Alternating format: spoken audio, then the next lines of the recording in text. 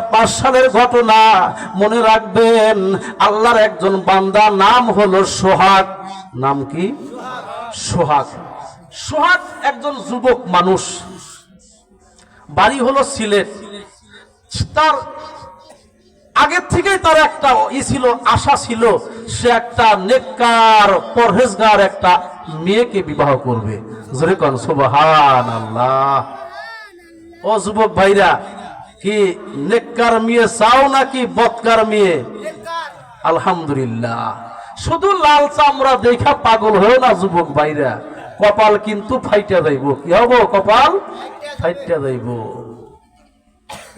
ও মুসলমান ভাইরা, কিতাবের ভিতরে লেখেন, এই সোহাগ এক পর্যায়ে যখন ম্যাট্রিক পাস করার পর, বিএ অনার্স পাস করার পর আল্লাহর বান্দা সোহাগ বিবাহ করলেন। বিবাহ করার পর এমন একটা পাত্রী আল্লাহ রাব্বুল আলামিন সোহাগের ভাগ্যে জোটায় দিয়েছেন। সোহাগ একজন সরকারি কর্মকর্তা। সকাল 9টার দিকে বাড়ির থেকে বের হইয়া যায়, 4টার দিকে বাড়িতে ঢোকে। আল্লাহর বান্দা সোহাগের স্ত্রী, তার নাম হলো লায়লা, পরমা সুন্দরী। প্রতিদিন ফজর নামাজ পর আল্লাহর বান্দি পবিত্র কোরআন খানি হাতের ভিতরে নিয়ে পড়ে, বিসমিল্লাহির রহমানির রহিম, ইয়াসিন ওয়াল কুরআনিল হাকিম, ইন্নাকা লামিনাল মুরসালিন আলা সিরাতিম মুস্তাকিম। আল্লাহু আকবার বলেন। কোরআন শরীফ পড়া, যেই বাড়ির মহিলা মানুষ কোরআন পড়ে, ওই বাড়ির ভিতরে আল্লাহর রহমত এখন পর্যন্ত আছে, যদিও টাকা পয়সা বাড়িতে নাই। বর্তমান তো আমাদের এলাকায়, প্রত্যেকটা এলাকাতেই মা বোনদের কোরআনের আওয়াজ বন্ধ হয়ে গেছে। শুধু ডাকদা বলে, হুজুর আমার সন্তান কথা বলে না, হুজুর আমি কামাই করি 20,000 টাকা, আমার স্বামী কামাই করে 30,000 টাকা, তারপরেও স্বামী স্ত্রীর মাঝে কোনো মিল নাই। রাত্রি যখন হইয়া যায়, আমার স্বামী ঘুমায় পূর্ব দিকে মুখ দিয়া, আমি ঘুমাই হলো পশ্চিম দিকে মুখ দিয়া, মাঝখানে ফাঁকা থাকে। শয়তান কয়, শয়তান মাঝখানে শুয়া কয়, তুই কথা কইস না, তুই কথা কইস না। স্বামী একবার স্ত্রীর দিকে তাকাইতে চায়, স্ত্রী গায়ে হাত বুলাইতে চায়। জোরে কোন সুবহানাল্লাহ। রাগ করবেন না ভাই, মেয়েদেরকে আল্লাহ বানাইছে একটু একটু বাঁকা হাড্ডি দিয়ে, একটু তাদের জিদ বেশি। কি বেশি কথা বলেন? জিদ বেশি। বেশি আল্লাহ নবী বলছেন, বেশি সোজা করতে যাইবা ভাঙ্গা যাবে। কারণ তারা তো না কেসাতুল আকল, তাদেরকে আল্লাহ তাআলা জ্ঞান দিছেন অল্প। তাদেরকে সব সময় যখন তখন আঘাত কইরেন না, একটু মাইনে নিয়েন, আদর সোহাগ দিবেন। যুবক ভাইরা, ও ভাইরা, বাবিদেরকে একটু ভালোবাসবেন, দেখবেন আপনাকেও ভালোবাসা দিবে। মিষ্টি মিষ্টি কথা বলবেন, প্রতিটা কথার বিনিময়ে আল্লাহ তাআলা নেকি দান করবেন। জোরে কোন সুবহানাল্লাহ। ও মুসলমান ভাইরা, বলতেছিলাম আল্লাহর বান্দি ওই লায়লা সকালবেলা পবিত্র কোরআন পড়ে 5 ওয়াক্ত নামাজ আদায় করার পর বাড়ির সব কাজগুলো আস্তে আস্তে করে। শ্বশুর শাশুড়ি জীবিত আছে, কিন্তু শ্বশুরটা হলো পাকনা বুড়া। কি ওই যে আমি কিছু কইলাম যে চাষটালে বয়াবে খালি মিস কল দেয়, ছবি দে, মানে কাজা পুরা করে। যদি কর নাউজুবিল্লাহ, মানে যৌবন কাল ওগুলা দেখে নাই, এখন দেখে তো ওই ছোট ছোট তোরা সর, তোরা দিক যা, বুঝছেন? এই ওর কাজা পুরা করে। কি পরে? নামাজ কাজা কিন্তু পড়ে না, মানে ওই ফিল্মের কাজা পুরা করে। ওই সোহাগের আব্বা হলো এই অবস্থা, নামাজ পড়ে না, রোজা রাখে না, সে একজন একজন এমন একটা মানুষ, সে আগে সরকারি চাকরি করত, কিন্তু তার মা হলো একটা আলটা মডার্ন নারী। যদিও বুড়ি হয়ে গেছে, কিন্তু পায়ের ভিতরে লাগায় পাউতোরা, পায়ে লাগায় আলকাতরা। কি কয় আলকাতরা নাকি কয় আলতা? কি লাগায়? আলতা লাগায়। সে বুড়ি হয়ে গেছে, এখনো তার গায়ে পর্দা বোরকা ওঠে না। জোরে কর নাউজুবিল্লাহ। এমন কিন্তু অনেক জায়গায় আছে। সরকারি চাকরি করছে, দেখা যায় এখন পর্যন্ত ওই ভাবেই চলতে চায়। রাস্তায় দেখি তো অনেক সময় সকালবেলা হাটে, তাওরে বাবা, মানে কি কমু, করার কিছু না, আল্লাহ মাফ করুক। সকাল আমিন বলেন। সোহাগের আব্বা ছিল এমন, তার মা ছিল আলটা মডার্ন নারী, কিন্তু আল্লাহ রাব্বুল আলামিন সোহাগের ভাগ্যে আল্লাহ রাব্বুল আলামিন এমন একজন সুন্দরী, পরমা সুন্দরী নেককারিনী স্ত্রী আল্লাহ দিয়েছেন। সোহাগের মনটা ভরা, কিন্তু সোহাগের মা ক্যাটর ক্যাটর করে, সোহাগের বাবা ক্যাটর ক্যাটর করে। ডাকদা কয়, আমাদের একটা মাত্র সন্তান সোহাগ, পুত্রটাকে বিবাহ করাইলাম, আমরা হইলাম শিক্ষিত পরিবার, আমরা হলাম সামাজিকতা বুঝি, এমন একটা পুত্রবধূ বাড়িতে নিয়ে আসি, সে হলো আনসোশাল, সামাজিকতা বোঝে না। বাড়ির উপরে কোনো পুরুষ আসলে বাড়ির বাইরে গিয়ে মিষ্টি মিষ্টি কথা কয় না। জোরে কর নাউজুবিল্লাহ। আহা, পর্দায় থাকতে চাইলেই নারীর দোষ। আহ, ও মুসলমান ভাইরা, সোহাগের আব্বা একদিন তার সোহাগের মাকে ডাকতে বলো, শোনো, আমরা তো এখন পর্যন্ত একবারে বার্ধক্যপূরিত হই নাই, দাদু বুড়া এখনো হয় নাই, আমাদের তো শরীরে এখনো শক্তি আছে। তুমি তাড়াতাড়ি বৌমাকে বলো, প্রতি সপ্তাহে যে নাটকটা হয়, এখানে সামাজিকতা অনেক কিছু শেখা যায়। কি বুদ্ধি দেখছেন? তাকে দেখাইতে হবে। বারবার বৌমাকে ডাকতে বলে, বৌমা তুমি নামাজ পড়ো, কোরআন পড়ো, নামাজ পড়ো, কোরআন পড়ো, রোজা রাখো, কোনো বাধা নাই, কিন্তু তুমি কি জন্য সামাজিকতা ভালোবাসো না? তোমাকে এই ফ্রি টাইমে টাইম পাস করতে হবে টিভি দেখা, ডিসলাইন দেখা। জোরে কর নাউজুবিল্লাহ। বৌমা ডাকতে বলে, মা শ্বশুরকে ডাকতে বলে, আব্বা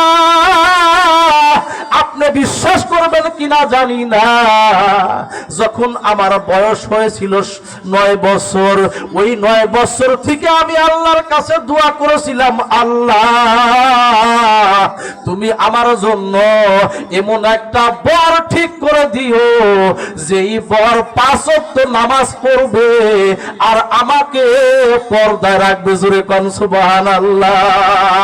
আব্বা আমার এই দোয়াটা কবুল হয়েছে।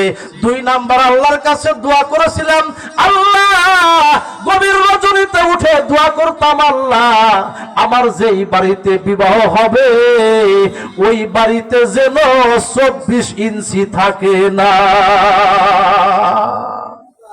24 ইঞ্চি কি? আব্বা এটা হলো আল্লাহ দোয়াটা কবুল করে নাই। আব্বা আপনারা মুরব্বী হয়ে গেছেন, আপনারা সরকারি কর্মকর্তা ছিলেন, সরকার আপনাদেরকে রিটায়ার দিয়ে দিয়েছে, টাকা পয়সা দিয়েছে, আপনি হজ করতে যান না কেন?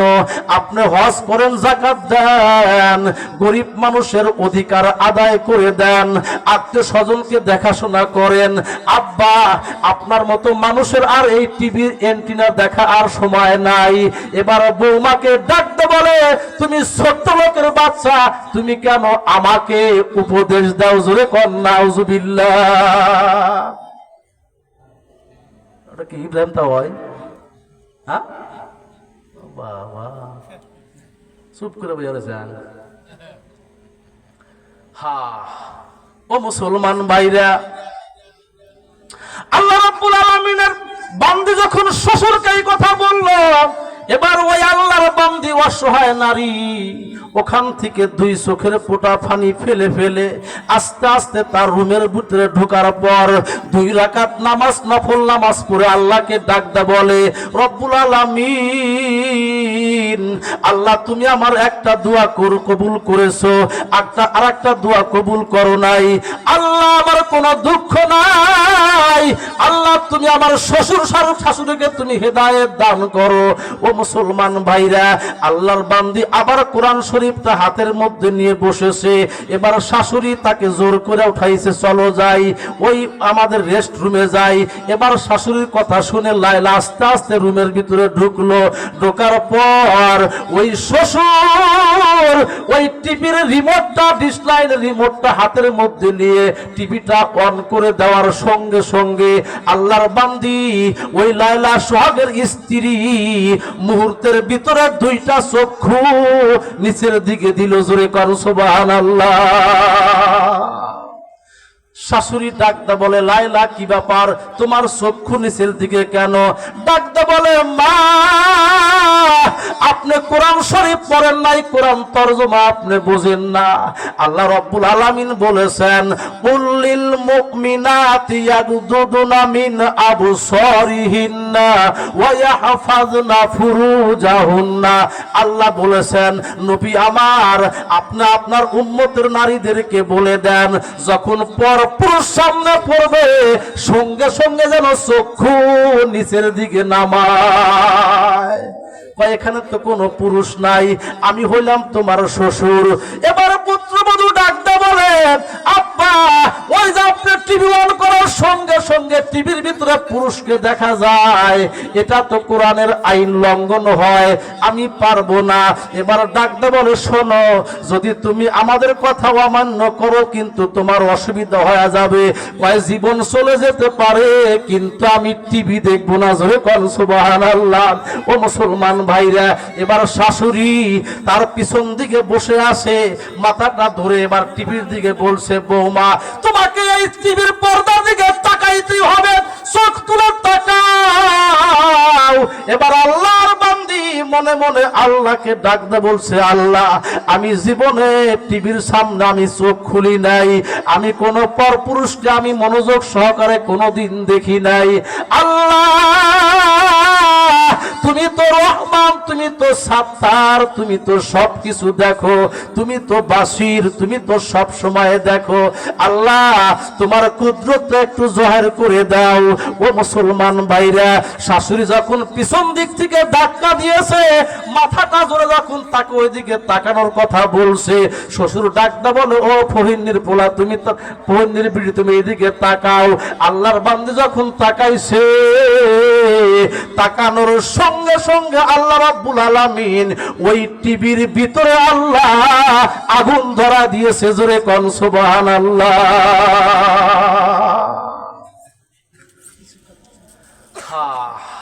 ও মুসলমান ভাইরা, এজন্য মরতে তো আমাদের হতেই, মরণ তো হবেই। কথা বলেন, কেউ কি নিস্তার পাবো? আমরা দুনিয়াতে আসার পর লক্ষ্য করে দেখলাম, যখন একটু বড় হইলাম তখন দেখলাম আব্বাকে। কাকে কথা বলেন? আব্বাকে। আবার দাদাকে দেখেছি। এই কিছুদিন পর পর দাদা দুনিয়া থেকে চলে গেল, আব্বাও চলে গেল, কিন্তু আমরা রয়ে গেছি। কিন্তু আমরাও একদিন এই বাড়িতে থাকবো না। থাকবো কি? আব্বা যেই খাটে ঘুমাইতো, আব্বা যেই ঘর ছিল আব্বার, ওই ঘরের খুঁটি, ওই ঘরের ধন্না এখন পর্যন্ত আছে, কিন্তু আব্বা নাই। আমরাও থাকবো না। ও মুসলমান ভাইরা, এজন্য দুনিয়াতে থাকতেই আখিরাতের কিছু জোগাড় করতে হবে। জোরে কোন ঠিক কিনা? আমরা দুনিয়াতে মনে করি, দুনিয়াতে আমরা বুদ্ধিমান মনে করি ওই ব্যক্তিকে যেই ব্যক্তি বারবার চেয়ারম্যান হয়। জোরে কোন ঠিক কিনা? আমরা দুনিয়াতে ওই ব্যক্তিকে বুদ্ধিমান মনে করি যেই ব্যক্তি কোনোদিন ব্যবসা করে ধরা খায় না। ওই ব্যক্তিকে আমরা বুদ্ধিমান মনে করি যে লোকটাকে কোনোদিন কথা দিয়ে কথায় আটকানো যায় না। আমরা মনে করি সে বুদ্ধিমান, কিন্তু মনে রাখবেন প্রকৃত বুদ্ধিমানকে, এই বুদ্ধিমানের সংজ্ঞা দিয়েছেন আল্লাহ রাব্বুল আলামিন। আল্লাহ রাব্বুল আলামিন বলেন, ইন্না আকরামাকুম ইনদাল্লাহি আতকাকুম। আল্লাহ রাব্বুল আলামিন বলেন, ও আমার বান্দারা, তোমরা যাকে তাকে তোমরা বুদ্ধিমান বলিও না, যাকে তাকে তোমরা জ্ঞানী বলিও না। আমি আল্লাহ যাকে বুদ্ধিমান বলে মনে করি, আমি আল্লাহ যাকে সম্মানিত করি, সম্মান মনে করি, তোমরাও তাকে সম্মান দাও। জোরে কোন আল্লাহু আকবার। আল্লাহ রাব্বুল আলামিন বলেন, তোমাদের ভিতরে বুদ্ধিমান এবং সম্মানী ওই ব্যক্তি, যে ব্যক্তি আমি আল্লাহকে বেশি ভয় করে। জোরে কোন সুবহানাল্লাহ। হতে পারে একজন ব্যাংক চালক, হতে পারে একজন কৃষক, সে মৌলবী নাও হইতে পারে, একজন শ্রমিক হইতে পারে, একজন কৃষক হইতে পারে। ও তার ভিতরে যদি আল্লাহর ভয় থাকে, এক কথায় যার গুনাহ যত কম, সে